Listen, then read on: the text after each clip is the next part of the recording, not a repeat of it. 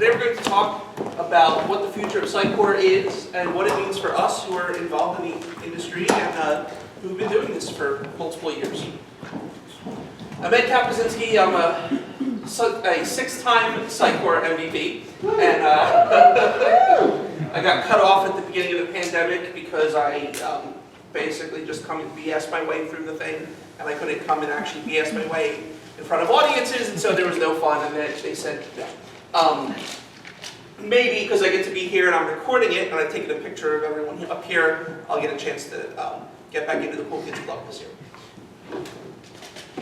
Okay, and so as I just said, I run the .NET practice at TA Digital, and Sitecore's changing. So what do I do now? This is a thing that keeps me up at night, that I wake up every morning and try to figure out, and I'm sure that lots of other people in this room probably have the same questions.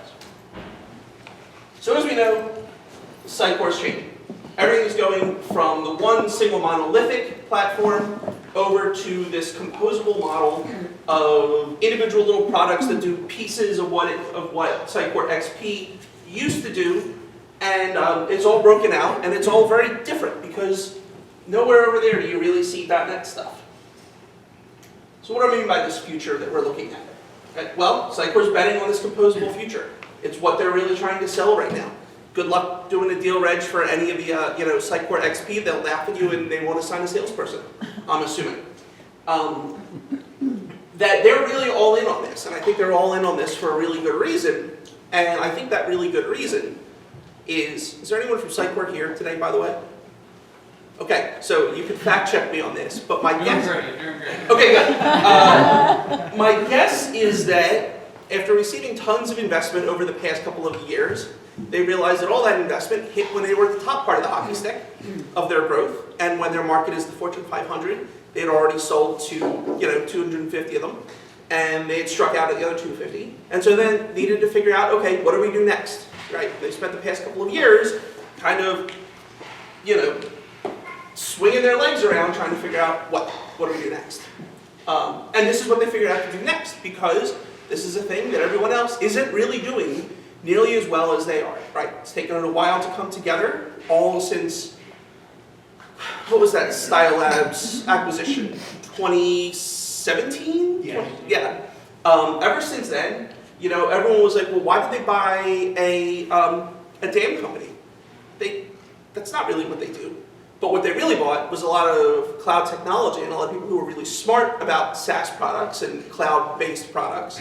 And they've slowly been folding that into what they're going to do and how to turn that into a strategy that's going to actually make the money. And the answer to that is, the real answer to that is recurring revenue. And the way that you get recurring revenue is you rent your software and you provide it as a service. Hence the reason we see software as a service products and the huge, huge, huge rise of that today. Right? Because in a world where, the basic economic theory of this stuff is that it attracts investment. And the entire purpose that this company needs to exist is to provide returns on its investment. It's not going to do that if it's just sitting around collecting the 20% recurring revenue year over year the way it has for the past, 15 years? So this is all, this is the future. And I think Sitecore has been really smart about the way they've structured all of this to provide the things that people love about the old product and to expand it into a new space and provide, a nice, really needed refresh for all of it. And while at the same time delivering some good value for folks. All right.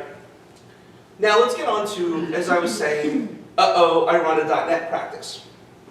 Modern JavaScript frameworks are the real, power behind all of this stuff. And for a long time, I will admit, I was stuck in my ways. I still wish that we could, or that all of Sitecore, all Sitecore display components were still being written in .NET Web Forms. I thought it worked perfectly fine. I had a huge library of stuff to speed up doing all the repeatable stuff in Web Forms. Could do it in my sleep. Fine. But the world's moved on. And,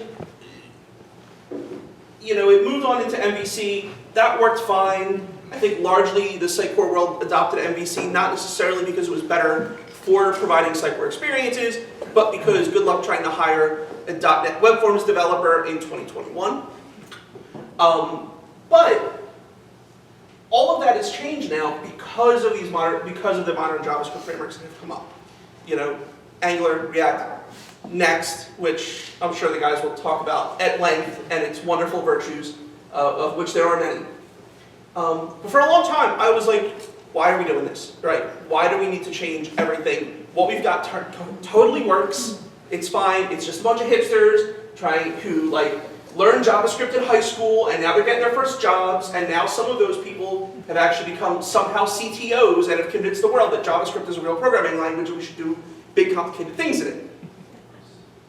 And I was like, those people are stupid because I'm a .NET developer. And I was wrong. And the reason I was wrong was because .NET was built originally to provide forms, right? That was the name of the original display paradigm. .NET Web Forms. It was designed to do form data capture, right? All of the other things that we did with it, all of the ASP repeaters, the fact that we were using ASP labels to spit out field values, right? All of that was kind of a hack on top of this thing that was designed to provide basic business software, right? .NET MVC, kind of the same deal, right? Microsoft built that to provide business software. Then we as a community started using it to provide public websites. And we did a pretty good job of it, right? It worked pretty well. It still works pretty well. It's going to continue to work pretty well. But the past, decade, I could be even wrong with the timeline of this.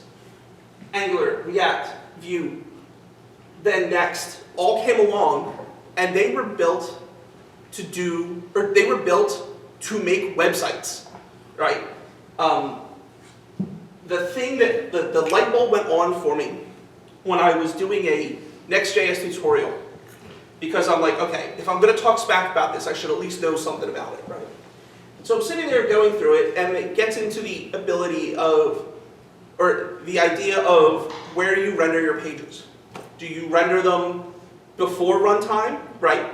The old baked CMS stuff that Tony, did you coin that term back in the day? No. Okay, well take credit for it. But the idea of baked CMS is where you had a CMS that would generate a bunch of HTML or flat files and spit them out onto a server via FTP, right? It can do that. It can do server-side rendering, the thing that we're all used to in the .NET world, right? It can do client-side rendering, so you can have really interactive stuff. And it can do all three of those on the same page, at the same time, optimized to do everything you want. And basically, it's just the developer says, I want this to do this and this to do that, and it all works. And it works in conjunction, and it works really well. And I was like, okay, that's pretty slick. Nice trick. I could see how that could be useful. And then I got to the part about navigation, where it knows where you're viewing on a page. And so it knows what links can that person click on. And it will pre-render the HTML and pre-fetch the stuff for those links, which makes switching between pages ridiculously fast. And I was like, well, there's the reason. Okay, great. Everyone in my practice, go learn Next.js, right? That being fit for purpose was truly amazing and truly eye-opening, and I realized, okay, maybe there is something to all of this future. Right. And as I said, that changed everything. That now no longer is my .NET practice going to be solely focused on writing .NET code, but it's going to be doing, knowing some .NET stuff, and knowing a heck of a lot of Next.js, and all sorts of other things, right? Because that's the world we're going to live in, that's the world we need to be ready for. And Sitecore warned us that this was coming, right? They told us, I remember sitting in the MVP Summit, 5 years ago. Oh my god, this slide really does look way less good than it did on my monitor. But I remember sitting there after they had bought Style Labs, and when they were talking about JSS, and I was like, guys, this entire room is full of people who've invested years of their career in .NET, years of their career becoming familiar with IIS and SQL Server, and people who have invested millions of dollars in training their teams to do this stuff. what should we do?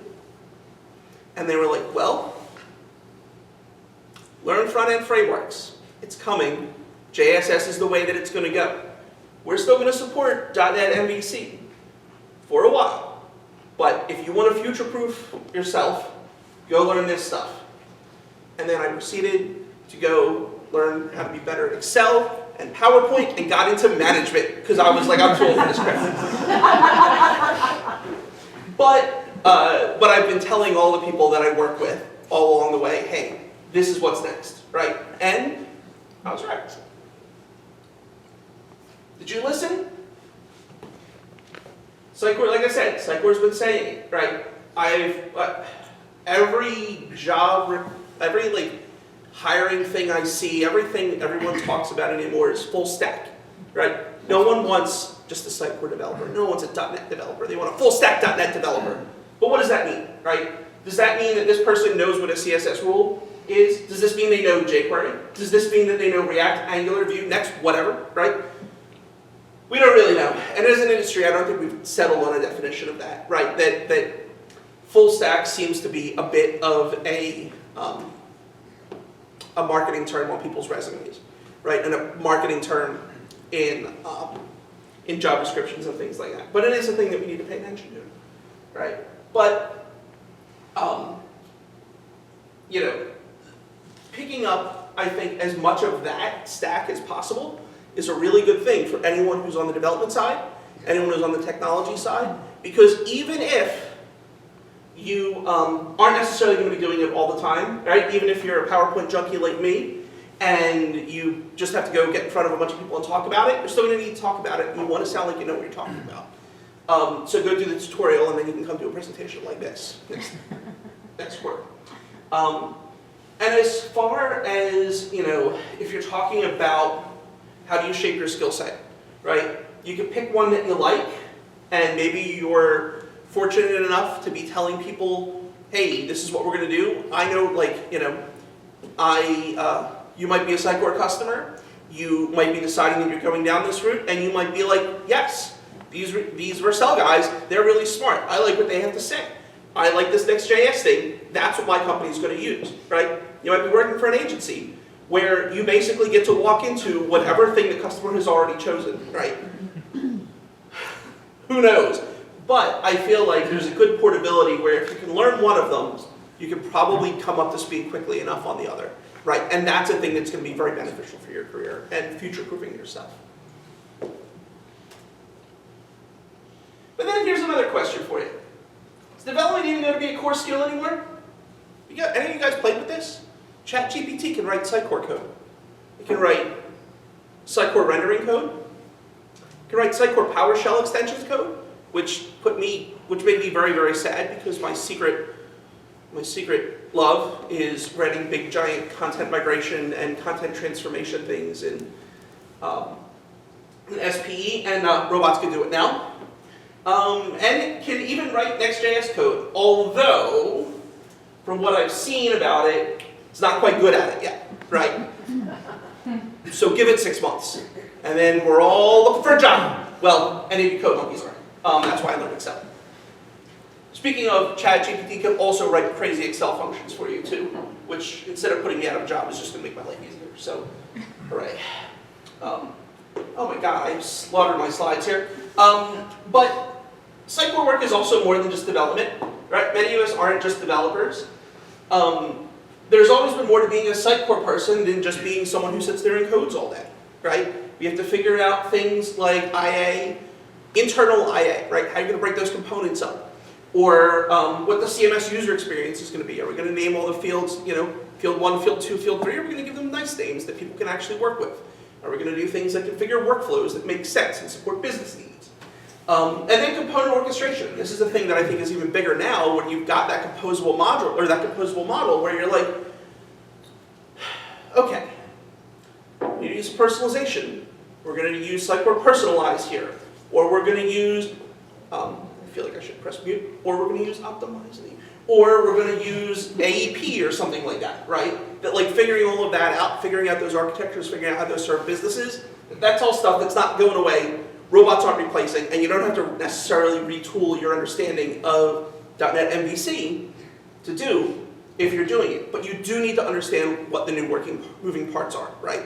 And what those new moving parts are, I think, are what the other two presentations today are going to be about. These things aren't going away, like I said, but they are going to get more complex because now instead of Sitecore selling Sitecore, which everyone has been used to, now Sitecore sells this thing and that thing and this other thing. And now you also have to really think about the other parts out there, right? That, like, sure, they could get Sitecore Send being really tightly integrated with everything else, but then when someone else is like, yeah, but we use Marketo, now you got to go deal with that, right? Now you have to go look about Marketo too. But then there's this other thing too, which is Sitecore XP isn't going anywhere. When, and this is an important thing that I think many people might have missed, they probably didn't pick up at Symposium, that Sitecore themselves probably aren't talking a whole lot about because they really want to sell, they want everyone in the world talking about how exciting Sitecore XM Cloud is, and they want everyone, you know, lining up to write checks for it. But in reality, Sitecore XP isn't going away for a long time, right? First off, anyone actually using XM Cloud? Yes? Yeah. Really? What are they doing? I'll have a few clients. Okay. I'd love to hear about it at some point because you're the first person I've talked to who's actually like GE Health is started using it. Are they? the Sitecore search. Are they? Were they the launch client? They're one of the launch points. There's more than one launch point. Okay. There's a couple of launch points. Yeah, because this is something that I'm really curious to learn about and understand is like, you know, how quickly is this getting actually picked up? And who is picking it up, right? Is it the, you know, is it the GE Healthcares? Is it the National Association of Commercial Realtors, right? Both of those were both Sitecore customers, at least at one point, right? I want to, like, I'm still trying to piece that all together for myself. I think for net new, to be competitive, we also have to be there as well. So. Yeah. It's not old technology, so. Yeah, and that's exactly it, right? There's a lot of this that is new and exciting and also scary.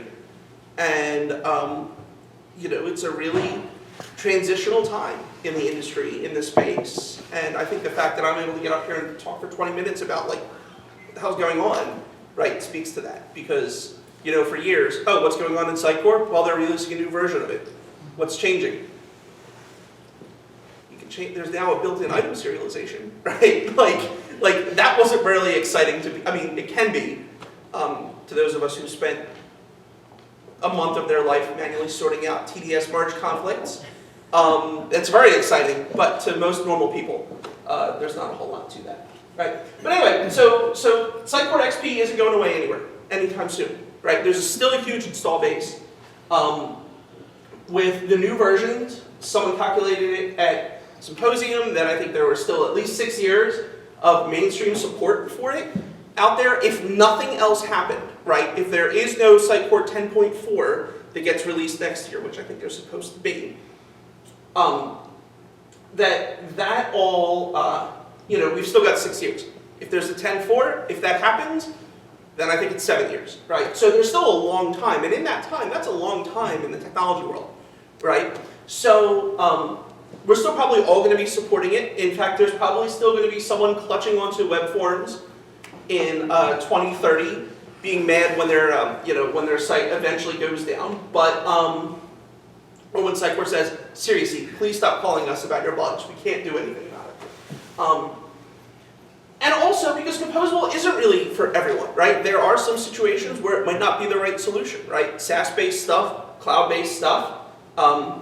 I remember one of the demos I'd seen a number of years ago was Sitecore talking about how Carnival Cruise Lines use Sitecore and how they use it on ships, right?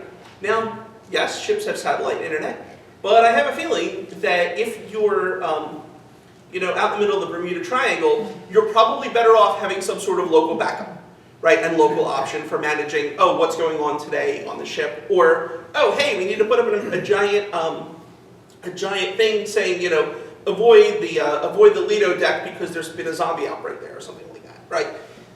that might not necessarily be a thing that lends itself towards towards cloud-based implementations. And if that's the case, Sitecore XP still has a future there, right? So the good news is you're not out of a job yet, maybe in a couple of years, but I think we're going to see a gradual trend of customer interest, more customer adoption, both if people stay within the Sitecore ecosystem into XM Cloud. If they don't, well, probably it is some other stuff. And I think one of the big questions that's in my mind is if you look at the Sitecore user base, the current Sitecore customer world, who's going to stay the course and hold on to XM or XP for as long as they can? Who's going to work an XM cloud migration into their next refresh? Or who's going to call up their Adobe sales rep or their optimizing sales rep, right? That's something that's going to happen. It's a thing that happens today. And in fact, I'm sure the marketing inbox at Optimizing the day after Symposium closed probably had a couple of prospects show up being like, hey, we've got this big thing, we're not sure about this future. What can you guys talk about, right? That's a thing that we all should be ready for. And as Sitecore practitioners, have answers for when our customers start going, hey, so should I look at this Optimizely thing, right? Think about that. Think about the reasons why you want to tell them no. And say, no, Sitecore's still the best. You can stay with your thing. There's a roadmap to the cloud. All of this is still possible. Don't freak out, right? But these are all things that we need to be ready for and be talking about and be conversing in. And so what should we do, right? First, if you're developers, if you're in the technology side of things, upskill yourself, right? Learn these new frameworks, know the products. Do what I do, get good in Excel and PowerPoint.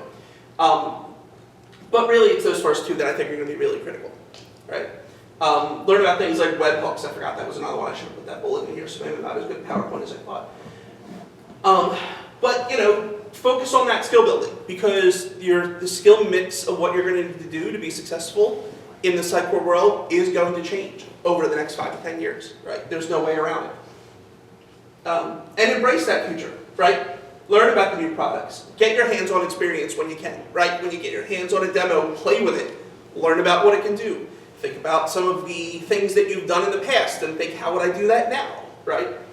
And lastly, sell the crap out of it because, as I tell all the people in my practice, much like in the Marines, where every Marine is a rifleman, even if they're, working at the Pentagon or flying an F-35, that every Marine is a rifleman. When you work in an agency, every person is a salesperson, right? And that's not just for your agency services, but also for the technologies that you work in, right? That it's not a good idea for Sitecore developers to be talking to clients saying, hey, this software's crap, right? Save it for the break room, and don't say it on Twitter, even if it might be the case, Actron.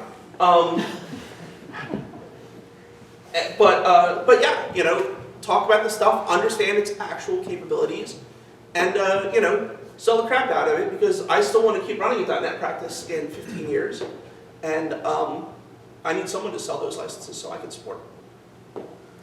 Anyone have any questions? This is the end of my presentation, and I know I've probably gone longer than I had expected with just 6 or 8 slides or whatever it was. I was just going to mention, full disclosure, I am an account executive with Sitecore, so, but just for some clarification, the experience platform, to me, is a licensing model.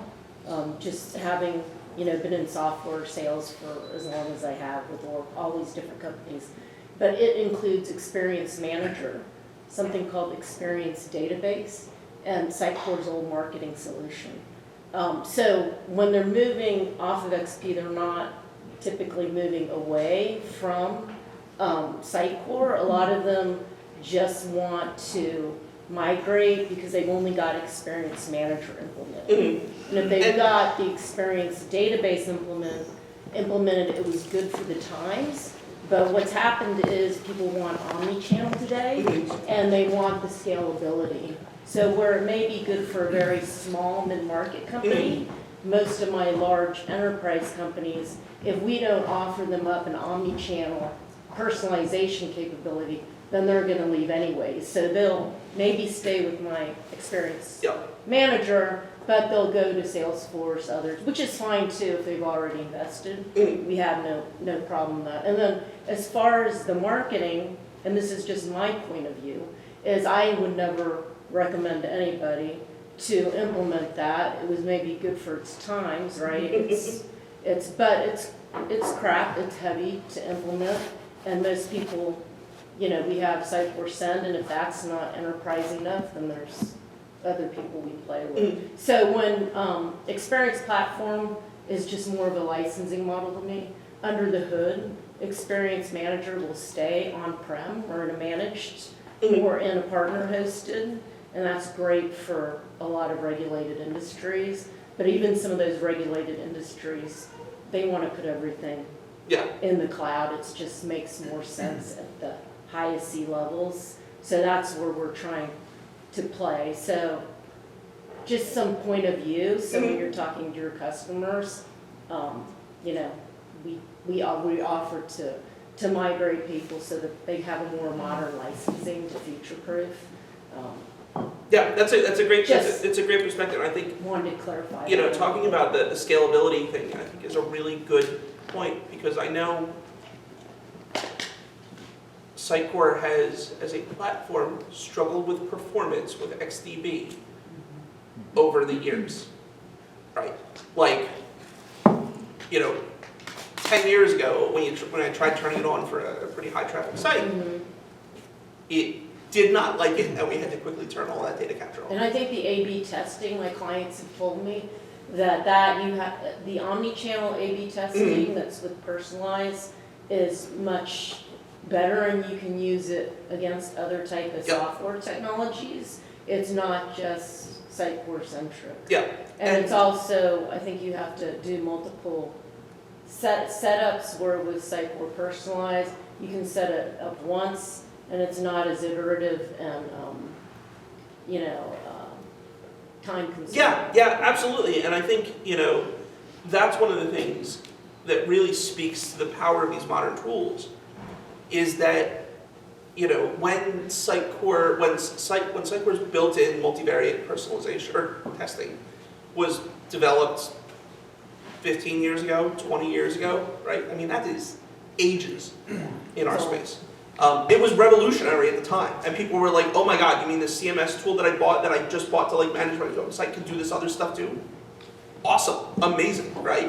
But then when they started getting into it, they realized that we need this personalization or this A/B testing to persist not just on the landing page, but through the entire site experience.